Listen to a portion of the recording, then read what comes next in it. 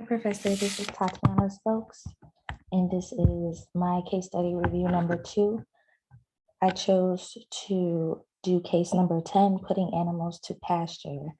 So this case study is primarily about how there are over 100,000 primates being used for research studies in public, private, and government research facilities, and what ultimately happens to these animals once they no longer serve their purpose as a research agent.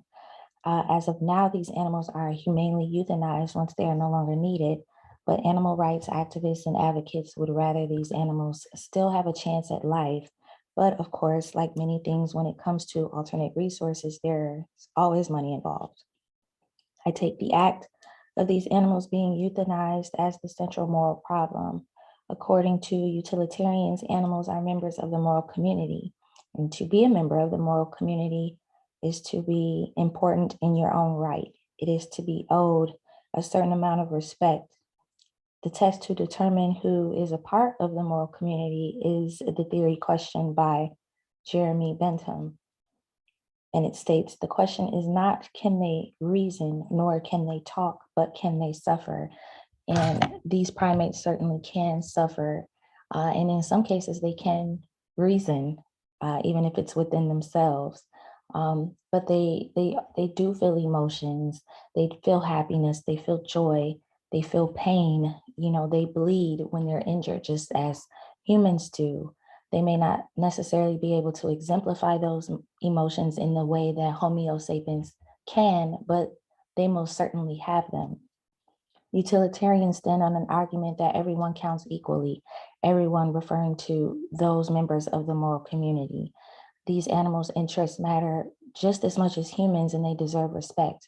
They do not deserve to suffer, according to utilitarians. Placing these animals into retirement facilities can sometimes cause suffering in case the living conditions are not up to par. They're not fed properly throughout the week or throughout the days. Euthanizing them certainly does, in my opinion, cause suffering to one of the highest extents. Personally, I believe that removing any animal from its natural habitat causes suffering in some way, shape, or form, unless the animal is removed to be treated and then placed back into its natural habitat. Utilitarians believe that it's okay to harm or cause suffering to members of the moral community if it is for the purpose of maximizing overall well-being. In this case, I don't believe that a utilitarian would agree with what is done to these primates after they are no longer able to serve their purpose as a research agent, that them being euthanized. They would agree with why these primates are being used for research, but certainly would not agree to them being euthanized once they are no longer needed. Placing them in retirement facilities can be costly as well as time consuming, but a it's not a better option than euthanization. Another good option would be adoption, but that can in itself be difficult depending on the primate because having or owning an exotic animal as a pet is illegal in certain instances and states.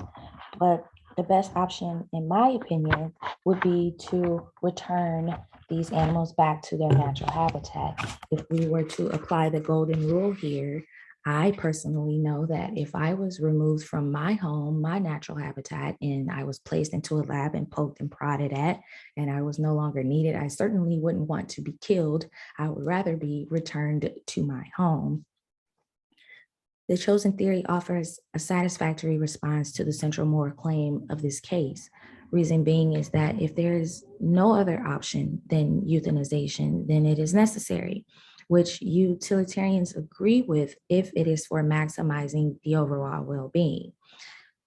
This tells me the viability of this theory is very likely. It can certainly stand on its own. This theory is applied in many other circumstances. You can use an example as a transplant patient. The patient at the top of the list is usually the sickest with the most common blood type.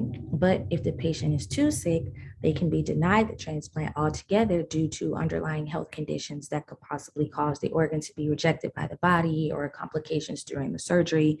And it would be very, very costly for that organ to go to waste. either way, another person had to die for that organ to become available. Another family had to suffer, another individual had to suffer through their death in order for that organ to become available. And a utilitarian would be okay with one human being suffering and that one family suffering, and for them to go through that very heartbreaking and tragic event to to offer a well-being circumstance of another. So a utilitarian would be okay with that person dying and that family suffering if it is for the greater good of another family being able to still have their loved one, or if that organ was to be donated to a lab for research for cancer or for heart disease or anything like that. So a utilitarian would agree with this theory that euthanization is not okay, but if it is most certainly the only option to create an overall well-being, then it is fine, but it's certainly not the first option that a utilitarian would go for.